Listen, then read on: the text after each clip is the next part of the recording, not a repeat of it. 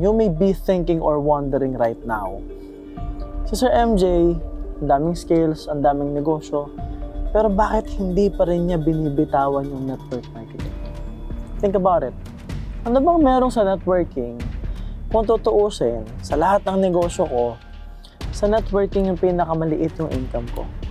Networking yung pinaka nakaka-stress, pinakamaraming rejection, pinakamaraming basher, pinakamaraming hate, pinakamaraming nasasabi yung ibang tao. Pero bakit hindi ko pa rin siya binibitawan? Bakit mahal na mahal ko ang industriya? At bakit nagtayo ako ng sariling kumpanya called Worldwide Entrepreneurs? Pag-usapan natin yan ngayon mismo. Number 1, ang daming pwedeng kumita. Alam naman natin, napakarami kong negosyo. But not all of my businesses is available for people. Kumbaga, ang opportunity ko lang para sa ibang tao is I hire them and I employ them. Kaya lang nga, most of my businesses hindi kailangan ng sobrang daming tao. One example is the real estate business, yung mga rentals natin, yung mga resort po natin. Another thing is the life and business coaching. Siyempre, most of it online, lead generation, close namin yung deal, speaking engagements tayo, soon courses. So, hindi ko kailangan ng napakaraming tao. So, konti lang yung opportunity na naibibigay natin sa mga tao. Diba? Kumbaga, tayo, tumutulong lang talaga. Even the media team, my own media company, actually, wala namang kita kasi yung media company dedicated mag-create ng value para sa inyo, para may mapanood kayong vlogs, para may mapanood kayong podcast. Pero pagdating sa network marketing and worldwide entrepreneurs, imagine mo, kung ako, meron na akong 50 million, magka-franchise ako, patayo ako ng Jollibee, McDo, sure akong kikita dun eh. Sure akong kikita ako dun. Patayo ako ng resort, 2 maliit na resort yon, 1 malaking resort. Sure akong kikita dun, kaya kong i-market yon. Although, ang kikita lang dun, ako, at yung ilang magiging assistants ko, yung magko-close ng deal. Unlike, kung network marketing, dumaan sa wiyan. Kung meron papasok na 1.5 million sales, 5 million sales, 10 million sales, ang daming taong dadaanan, ang daming tao ang pwedeng kumita. Which means that for me, network marketing is extremely fulfilling. Not to mention, pag naging successful ka dito, wala nang excuse yung mga tao sa paligid mo. Wala na silang masasabi. Dahil sa sobrang dami ng hate, sa sobrang dami ng negativity, imagine, yumaman pa rin tayo.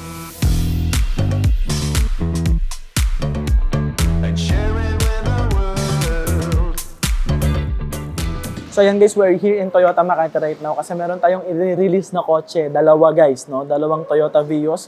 Isang pula, isang itim. Yung pula kay Paul Dicen at yung itim kay Mark San Miguel. Nakakatawa lang guys. Kasi imagine, at their age, 24 and 20 years old, grabe. May kotse na, may resulta na. Dating follower, dating nanonood lang ng videos ko, umattend ng training. Nagtiwala sa sarili. Ngayon may sariling resulta. Nakaka-proud dito guys si Paul, he had the chance to actually be with his dad kanina nung inaayos yung kotse. So ngayon, pinapark lang yung kotse para makuna namin ng video and later on yung kay Mark naman.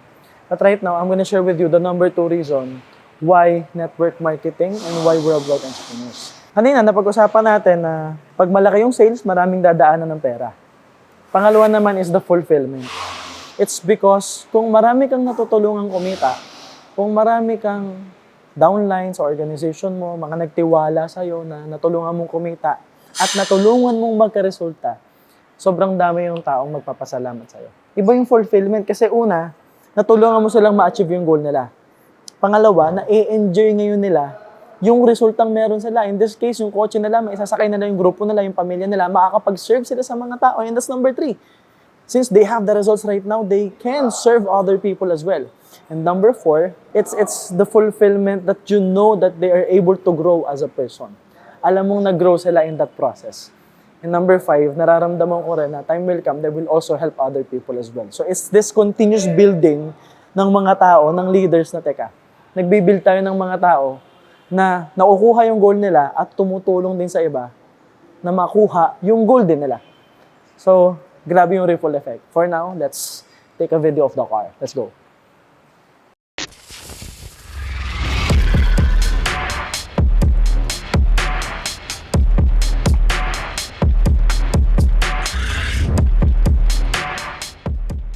Number 3 is community. Very important that you have a community that supports you.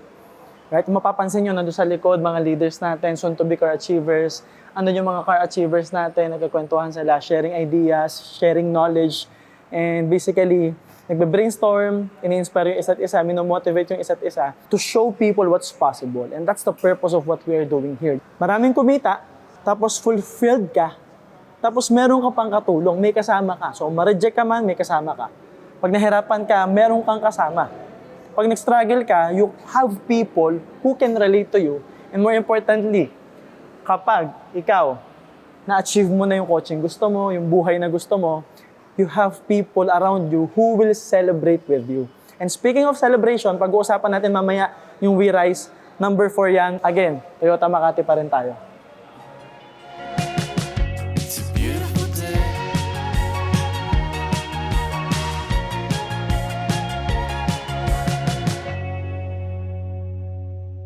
So ayan guys, bago tayo pumunta sa main office, 3 kotse yung nirelease natin today actually. So, nag-release ang ating CEO, si Rich Ma'am ng Navarra, panghakot ng kape.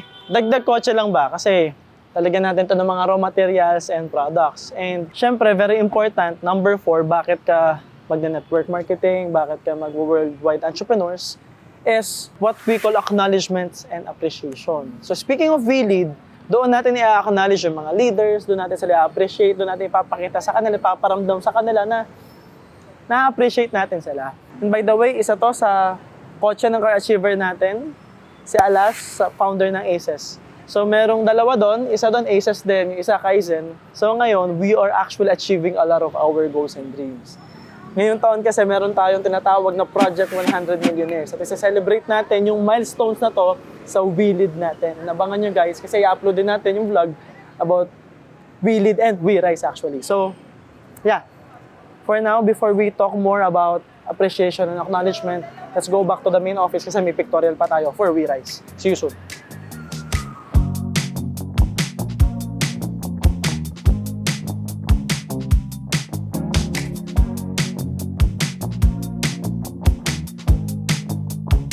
So yan guys, we are here, it's 12. And this is preparation for We Rise event. And speaking of appreciation and acknowledgement, dito natin i-acknowledge yung mga leaders. This is where we will celebrate. The importance of that is this. Alam naman natin na number 1, if you are an entrepreneur, if you are a businessman, every win, everything that you do will not be appreciated mainly because you are on top of the food chain. Ikaw yung boss, ikaw yung CEO, ikaw yung nagpapasweldo. So natural na walang tatapik sa balikat mo, walang mag-a-award sa'yo kasi ikaw yung nagbibigay ng award. Walang mag-a-appreciate sa'yo kasi ikaw yung nagbibigay ng appreciation. So the advantage of having a network and a community like this, na merong acknowledgement, merong We Rise, is you will feel the appreciation. You will feel the love. You will feel acknowledged. And that's actually number 5 na reason why you should do network marketing. Kasi merong sistema. And incorporated sa sistema, yung learning, yung tulungan, yung pwede kang kumita ng malaki, yung fulfilled ka, yung may community maganda, and most importantly, merong event na ganito. So, by the time na ma-upload tong video na to, malamang tapos na yung We Rise event, but I'm inviting you, in the next event, maybe you can be part of Worldwide Entrepreneurs because we have what we call the Project 100 Millionaires. Right? And yeah, super happy and grateful right now. Part of the system, my staffing team is here, my coaching team is here. We have volunteer staffs, we have performers here para sa ating We Rise to serve the people. And that's another thing that I love about this thing. The system that we've created. We are focused on serving you. See you later. You give him everything you want, you understand?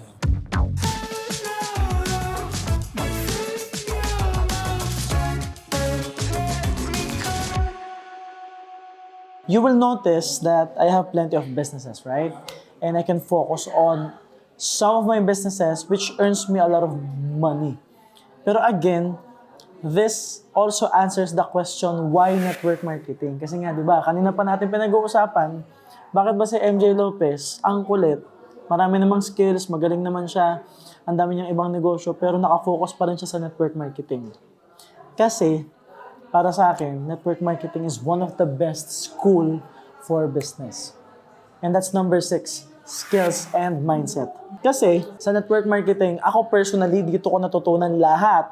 As in, lahat ng skills na ginagamit ko sa lahat din ng negosyo ko ngayon. I was able to build companies, corporations, and I was able to be one of the major consultants of other companies to help them earn millions to billions of money. Tapos, dito ko rin natutunan paano makipag-usap sa mga tao, paano mag-communicate, paano mag-handle ng mga tao, paano mag-decide ng tama, paano i-handle yung emosyon. Kasi imagine mo sa networking, grabe, ang daming rejection, ang daming failure. Tapos, napa-join mo na, iiwan ka pa, mag-quit pa. Tapos, okay na, nade-develop na sila, nagiging acne pa. Tapos natulungan mo magka-resulta, natulungan mo maging top earner, natulungan mo kumita, tapos biglang magiging acne, biglang titigil, biglang hihinto. So those experiences, mga bagay na mai-experience mo sa pagnenegosyo, pero it will take a long time. It will also take a lot of money to be able to experience that. But in network marketing, saglit lang ma-experience mo na agad. So it's the combination of building your personality, your mindset, your behavior, and the skills. Public speaking. Imagine you guys, for 16 years straight, araw-araw, almost every day, maliban sa 1 hanggang 3 ang speaking engagements ko. Pwedeng one-on-one, pwedeng 3, pwedeng 5, pwedeng sa parking, pwedeng sa kalye, pwedeng baka yung nakikinig sa akin. That is why nahasa ako sa public speaking. And ngayon, I'm one of the highest paid mentors. Ang daming nag-invite and I'm super grateful for that. Pero yung skills na yan na-develop through experience and because of network marketing. Sa murang halaga, natutunan ko yan, di ba? Tapos, nung kumikita na ako, natutunan ko rin mag-handle ng pera. Tapos, nung may pera na ako, nag-handle na ako ng pera, natuto ako mag-invest. Natuto ako mag-build ng strategies. Natuto ako mag-build ng concepts. Natuto ako mag-negosyo per se. And since para sa akin, network marketing is the best school for business, nandito ako ngayon sa Worldwide Entrepreneurs to continue the craft, to continue the art, to make sure na merong isang kumpanya sa Pilipinas na kahit kailan hindi magsasara at ang focus lang is tumulong sa inyo. By the way, magme-meeting muna ako ng mga leaders ko dito. See you later.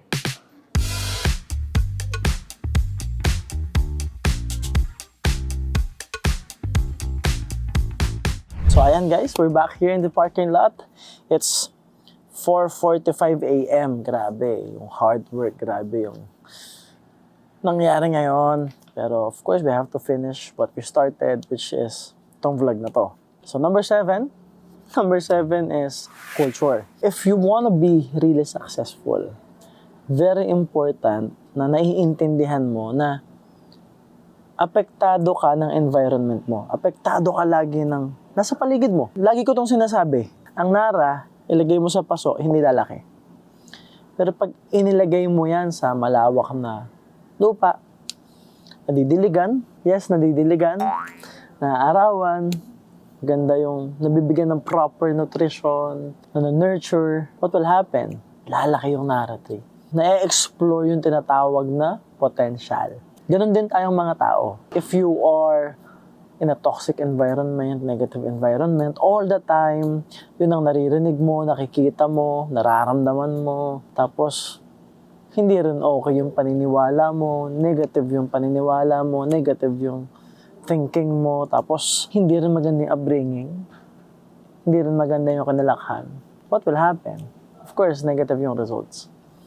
That is why in this journey in network marketing, iba kasi yung kultura eh. Especially sa Worldwide Entrepreneurs, we're really focused on helping people. The culture is all about appreciation, gratitude, acknowledgement. You know, you will have people just like you na mataas ang pangarap. Kasi imagine mo, may mga kasama ka na mataas ang pangarap, may ambisyon sa buhay, may goals, may dreams. Imagine being with people who have this clear intention on what they want to achieve in their lives. People who have clarity.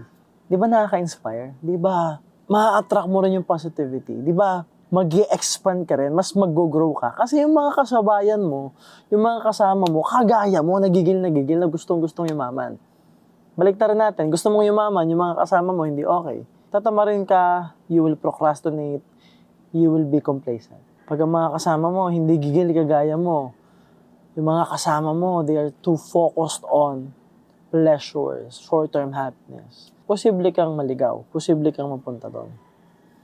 And what I'm proud about the culture that we've built is we are able to create and build a culture that eliminates fear. Nakakatuwa lang, nakaka-proud Kasi alam naman natin sa network marketing, maraming scam, maraming mga loloko, maraming puro hype, pinapakita yung mga resulta na, hindi naman talaga kanila. Ang liit pa ng grupo, pero magugulat ka, naka-McLaren, naka-Porsche. Pero ang liit ng grupo, wala namang pwedeng pagkunan ng ganong kalaking income. Kasi nga, hindi na organic yung growth. What I'm proud about Worldwide Entrepreneurs is, totoo, the results that we are creating right now, maybe humble, maybe simple, pero totoo. Kotse nila, pinaghirapan nila, hindi hiram, perang kanila. And I'm really proud of my leaders. And soon, we will be creating 100 millionaires. Magkaka-sports car na rin, magkaka-luxury cars na rin. But for now, we're grateful for the results that we are able to create. So, yun yung 7 dahilan bakit mahal ko networking. Bakit gustong-gusto ko to. Bakit hanggang ngayon di ko binibitawan. Kasi ito yung classroom ko. Dito ako nanggaling. Dito ako lumaki. At gusto ko rin makatulong sa maraming tao. At magpalaki rin ng mga tao dito. Tumulong din sa mga tao. At makapag-create pa ng mas maraming negosyante at mas maraming milyonaryo.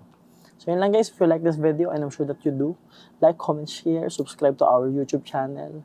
Also follow us on Instagram, TikTok, Facebook, and of course sa ating Spotify, because every Sunday we upload podcast episodes, and every Thursday we upload vlogs, and soon mas maraming podcast pa. For now, I have to go. May event kami bukas, and we only have a little bit of time to rest kasi ang dami pa namin trabaho. So, we're just dedicated to create value for you. So yun lang guys, this is the end of the vlog, and always remember that everything good starts with a yes. And yes, my name is MJ Lopez, and see you soon.